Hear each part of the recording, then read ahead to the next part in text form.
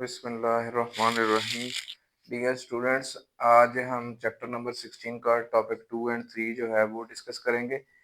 इसके टॉपिक 2 में जो एसी सर्किट्स के बारे में बताया गया है कि एसी सर्किट्स क्या होते हैं।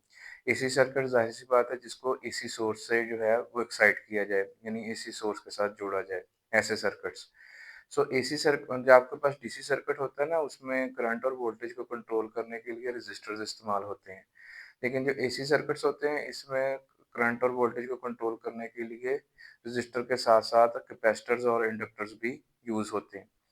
तो ये जो आने वाले फर्दर टॉपिक्स हैं, इनमें हम AC through register, AC through capacitor, AC through inductors और फिर इनका कॉम्बिनेशन में, यानी एसी थ्रू मतलब आरसी सर्किट, आरएल सर्किट और इसी तरह आरएलसी सर्किट, तो ये सारे हम आने वाले टॉपिक्स में डिस्कस करेंगे। आज हम जो है बेसिकली फोकस करेंगे एसी थ्रू रजिस्टर के ऊपर। आपके पास जो एसी सोर्स होता है, ये उसकी सिंबल है। आपने एक एसी सोर्स जो है ये एक रजिस्टर को जोड़ा। जाहिर सी बात है जो इसकी वोल्टेज है वो साइनोसाइडली वेरी कर रही है। इसकी किसी भी लम्हे वोल्टेज का ये फार्मूला है कि V is equal to V naught sine of omega T. अब ये वी नॉट क्या है कि ये peak value of the voltage है।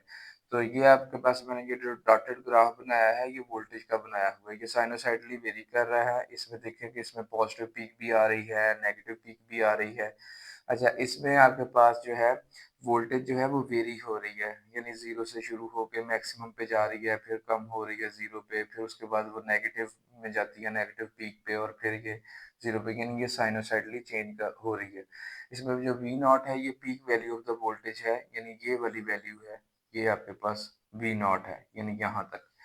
अच्छा, अब उसके बाद आपको पता है जो ओहम्स लॉ होता है V is equal to I R, वहाँ पे हम करंट अगर निकालना हो तो करंट वोल्टेज ओवर रेजिस्टेंस होता है।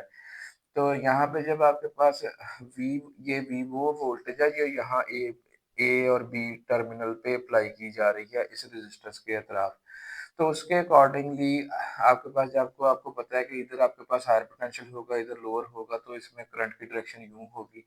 जब इधर वोल्टेज यानी आपके पास जो ये नेगेटिव साइकिल आएगा, इधर वोल्टेज नेगेटिव हो गई, उसके अकॉर्डिंगली इधर पॉजिटिव होगी, तो उसमें करंट की डायरेक्शन जो है वो चेंज हो जाएगी। तो जैसे-जैसे आपके पास ये वोल्टेज वेरी हो रही है ना, वैसे-वैसे आपके पास ये करंट भी वेरी हो रहा है। सो I की वैल्यू ये ओहम्स लॉ के ज़रिए V ओवर R, सो V किसी भी लम्हे की जो V थी वो V naught sine of omega t थी, ओवर ये R आ गया। अब ये V naught over V naught over R क्या है? ये आपके पास पीक वैल्यू ऑफ करंट है जिसको हमने I नॉट से एक्सप्रेस किया है। अब आपके पास I नॉट क्या है? ये ग्राफ में देखें तो अब ये जो सॉलिड लाइन है ये मैंने किसी भी लम्हे करंट को शो करने के लिए बनाई है, और ये भी आप देखें कि साइनोसाइडली जो है वो चेंज हो रही है। अच्छा, यहाँ पे ये जो आपके पास वैल्यू है, ये आपके पास है पीक वैल्यू ऑफ करंट है, that is represented by I not. तो आप जब पीक वोल्टेज को रेजिस्टेंस ऑफ द सर्किट पे डिवाइड करेंगे तो आपके पास ये पीक वैल्यू ऑफ करंट आएगी। अब आप अगर इन दोनों इक्वेशंस को गौर से देखें तो आपको ये समझ में आ रही है कि जैसे-जैसे आपके पास जो है वो वोल्टेज वेरी हो रही है, यानी वोल्टेज का जो फेज़ चल रहा है वही आपके पास करंट का फेज़ चल रहा है। यानी अगर वोल्टेज का पॉजिटिव यानी साइकिल चल रहा है तो आपके पास करंट जो है वो एक डायरेक्शन में है, करंट का भी पॉजिटिव साइकिल चल रहा है। जब वोल्टेज अपने पीक पे है, करंट भी अपने पीक पे है।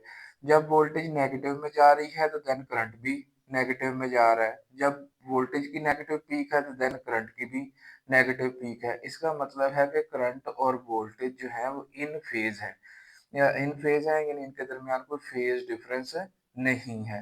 अच्छा, जब इनके दरमियान कोई फेज डिफरेंस ना हो, जब हम फिर इनकी इनको वेक्टर्स से रिप्रेजेंट करेंगे। आपको पता है कि ये जो V और I वेक्टर्स बनाए जाएंगे, तो इनके लिए ये जो लाइंस लगाई जाएंगी वो इनकी या तो पीक वैल्यू को शो कर रही होंगी या इनकी RMS वैल्यू को शो कर रही होंगी। अब चूंकि ये इन फेज हैं, इस वजह से वोल्टेज और करंट की जब हम डायग्राम बनाएंगे तो आप देखेंगे कि हमने वोल्टेज की लाइन भी हॉरिजेंटली यानी शो की है, और करंट को भी जो है वो हॉरिजेंटली ही शो किया है, और ये उसकी आरएमएस या पीक वैल्यूज के मुताबिक ये लाइनें लगाई जाती हैं, यानी ये वेक्टर्स लगाए जाते हैं। अब इनमें कोई फेज डिफरेंस नहीं है, इसलिए ये दोनों जो है V और I वेक्टर्स जो है वो हमने पैरेलल लगाए हैं। अच्छा, अब नेक्स्ट आ जाता है कि पावर। पावर आपको पता है कि करंट इनटू वोल्टेज होता है। अब यहाँ पे आपके पास करंट भी और वोल्टेज भी, चूंकि दोनों इन फेज हैं, जब ये इन फेज होंगे ना तब आपके पास यानी ये आई इंटू वी होगा। यानी आई इंटू वी पावर जो है वो पावर है जो इस आर रेजिस्टेंस में डेसिपेट हो रही है, यानी खर्च हो रही है। तो power delivered to the this resistor R है। अच्छा, अब जब हम इस V को, आपको पता है ओहम्स लॉ के थ्रू हम इसको V is equal to I R लिख सकते हैं, तो आपके पास फार्मूला आ जाता है आई स्क्वायर इंटू आर। अच्छा, अब इसी जो आपके पास है रिलेशन, इसी को दोबारा कंसीडर करते हुए आई इंटू वी को, अगर करंट की वैल्यू देखें तो ये हम इसको V ओवर आर लिख सकते हैं। जब हम इसको V ओवर आर लिख सकते हैं इंटू वी, तो आपके पास ये V स्क्वायर और ओवर आर, तो I into V, I square into R या V स्क्वायर ओवर आर, ये तीनों जो हैं ये पावर के ही रिलेशन हैं, लेकिन ये तीनों रिलेशंस उस वक्त इस्तेमाल होंगे जब करंट और वोल्टेज इन फेज होगा। यानी अगर प्योर आपके पास जैसे ये रेजिस्टिव सर्किट है, यानी इसके अंदर कोई और कैपेसिटर या इंडक्टर वगैरह नहीं लगा हुआ, तो तब आपके पास ये पावर का रिलेशन जो है रेजिस्टिव सर्किट के लिए आई इंटू वी या आई स्क्वायर आर या वी स्क्वायर ओवर आर होगा। फिर मिलते हैं नेक्स्ट टॉपिक में।